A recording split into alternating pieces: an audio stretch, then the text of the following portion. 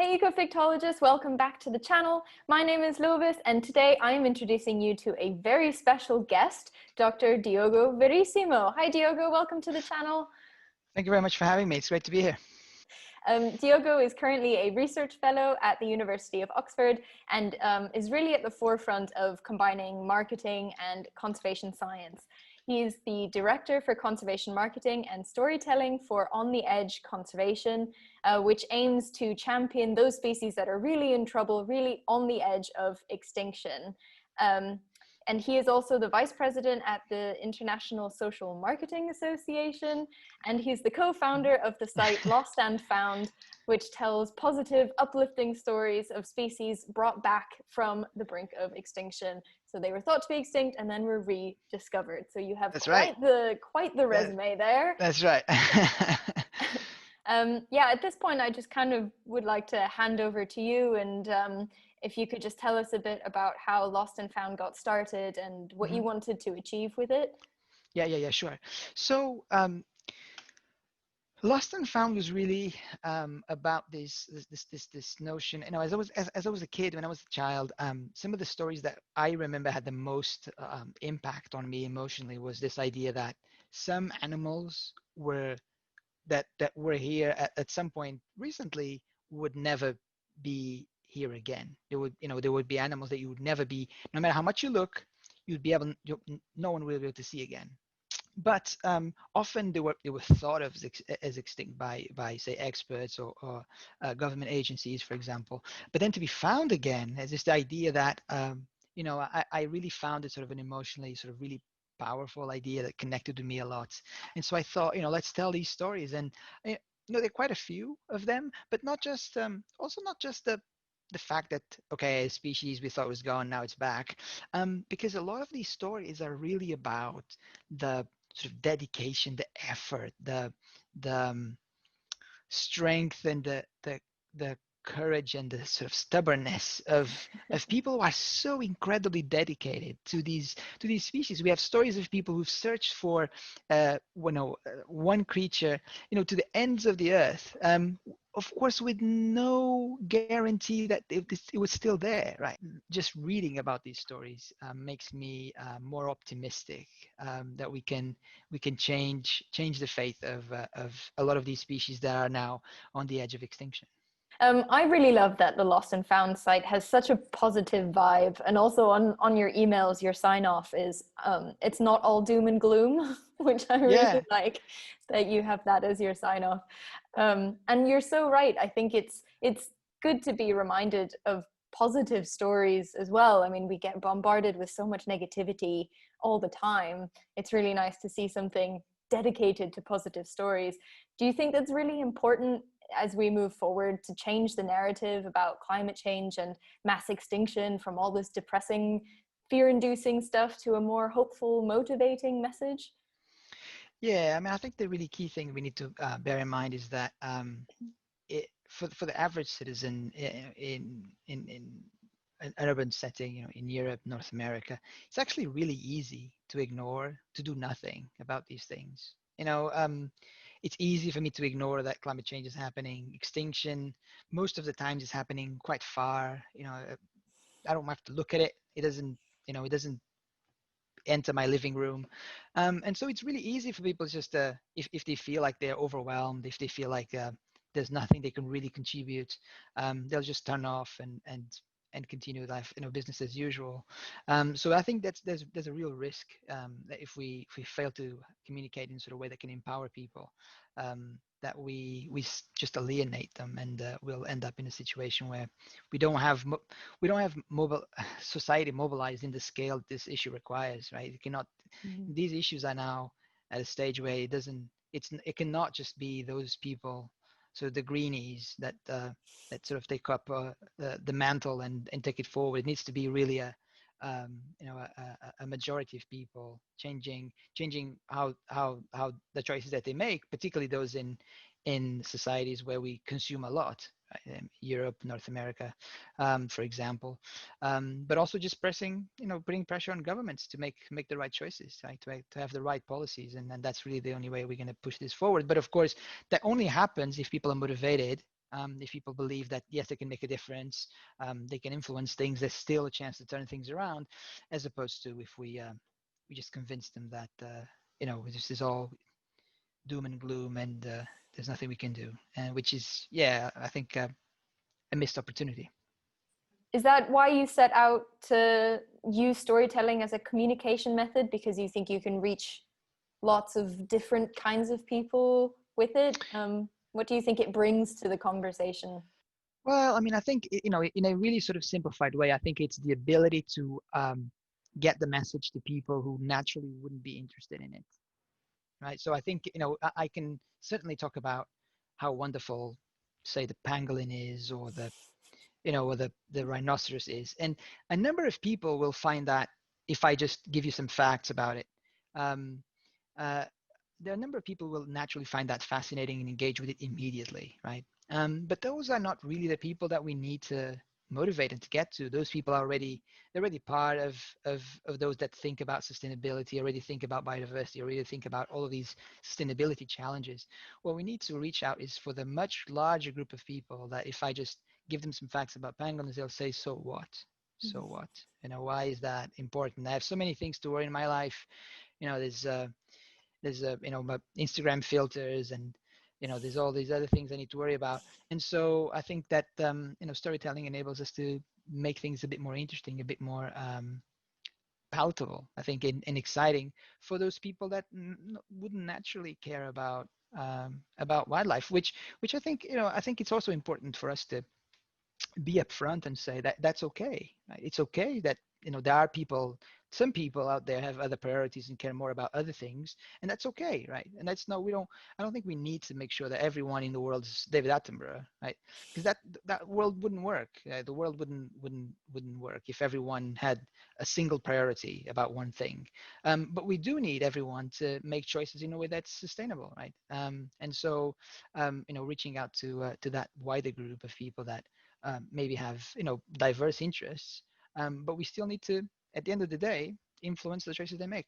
And like I said, Diogo is the director of conservation marketing and storytelling at On the Edge Conservation.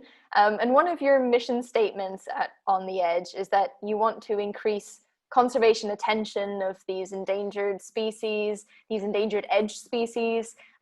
What does that look like? What does that really mean? Do you want public outcry? Do you want Mm-hmm. people to put pressure on politicians? Mm-hmm. What kind of concrete effects are you looking for? Yeah, no, thanks for that question. So, edge species are species that are evolutionarily distinct and globally endangered. So, in essence, we're looking at species that have very few close relatives, but yet are highly threatened with extinction. We focus on those animals and try to get their conservation outlook improved. Now, that might mean different things for different species. So for some species, it might mean working with on the ground locally to improve, say, for example, reduce habitat loss, or reduce persecution of some of these species, for example. It might mean for others working much more globally, thinking about policy, for example, getting, for example, evolutionary distinctiveness recognized in texts like the Convention for Biological Diversity, right, which rules a lot of the policy that is made internationally around biodiversity conservation. So it really matters. It sort of means different things to different species. Really, the key thing is for one, people that we want the key audiences to know that these animals exist. We want these people to know that they are threatened, that they're unique, and then we want them to behave in certain ways, make choices in certain ways that are likely to improve, their outlook. And it really varies. It's really a very diverse group of species and a very diverse group of threats, really diverse group of target audiences that we work with. And you yourself have written a book, haven't you? 10 Friends to Remember is Yeah. an environmental education storybook featuring a young boy's journey through the different issues that impact Sri Lankan wildlife. And in the foreword of the book, you talk about the importance of environmental education, how mainstreaming it is the key to making a difference in the areas of conservation. How big an impact do you think storytelling could have in this aspect? Do you think fictional storytelling could have the same aspect as non-fictional storytelling? Yeah, I mean, yeah. So I'll take it from the beginning, and I'll say that I think it's really important that we realize that at the end of the day, conservation is about people, right? Sometimes it's really tempting to think that conserving elephants is about elephants, but it really isn't. It's about people, right? So, elephants, rhinos, jaguars, tigers, pangolins, whatever it is that we're, hoping to keep around for a little bit longer, whatever they do stay around or not will depend solely basically on the decisions people make, right? And that those might be relatively simple decisions, what products you buy, if you buy more or less of a product. It might be other types of more political decisions, broader spectrum ones. And so it is really key that we think about conserving biodiversity, less about sort of sometimes I feel we focus a lot on describing declines. So there were 10, 10 of this species, now there's 5 of these species, now there's 3 of these species, which of course is important, but I think it's really important that we focus on the root of whatever threats a species is facing, and that is inevitably going to be human behavior, some level of decision making. Now, directly to your question, I do think that it would be great for. I think we need to explore tools, the diversity of tools, and I think maybe not maybe. I think it's a really good argument to be made that fictional storytelling has not had a lot of use, and I think maybe we could explore that more and see what are the contexts in which it can be best used to leverage more response and trigger more sustainable behavior. So I think that would be a great thing, and I think we do need to realize again, because one size not fit all, there will be contexts where this type of narrative will be the most promising, right? The best tool that we can use, and it's just a matter of us knowing what that context is, what the audiences are that respond better to this type of messaging, right? I love the quote from the foreword: stories are a perfect way to reach a young child's attention as they mix real issues and a fantasy world where everything is possible and imagination is the only limit. I love that. Thank you. I mean, I will say this. I mean, at that time, I was certainly focused a lot on younger audiences, because that was where I started, professionally. But since then, I've started to also, realize that there's really no reason why we shouldn't also think about more sort of older audiences and influencing those older sort of audience groups as well. Because of course, children, they're wonderful, but also they're not decision makers in most of the context, right? Yes, they can influence their parents, their family members in some way, but ultimately they're not in a lot of instances the decision makers, right? So if we unless we playing the long game, in 20 years time, what's going to happen, which the reality is just in many instances we don't have 20 years to wait. Right? And so I will, that's I think it's also good to bear that in mind. I guess I would also like to know whether you read or have read any fiction that resonates with you in a ecological or conservation way, that portrays it in a way that you think is inspiring or It's a good effective. question. I'll try to dodge your question slightly, and I will give you something slightly in the neighborhood of what you asked, which is Captain Planet. Oh, okay. Yeah, I don't know if you've come across Captain Planet. I haven't. No. Captain Planet is the hero. Is going to bring pollution down to zero. Oh. Yeah, no, it's pretty exciting. Yeah, I mean, it was it was a sort of a 1990s cartoon. And it was I think one of the very first sort of mainstream cartoons that's really focused on the environment. as an issue.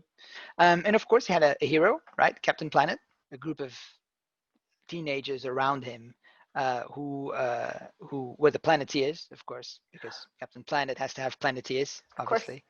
Um, and so I thought it was in terms of fiction that's geared that environment. I think that might be, at least for that sort of, people were children at that, around that decade of the 90s. It was really a thing that people remember. It was a very big it was a very big success. And I think, yeah, as I'm saying, it must be one of the very first examples of sort of a big mainstream cartoon, whose main and only topic really was the environment, right? Environmental conservation.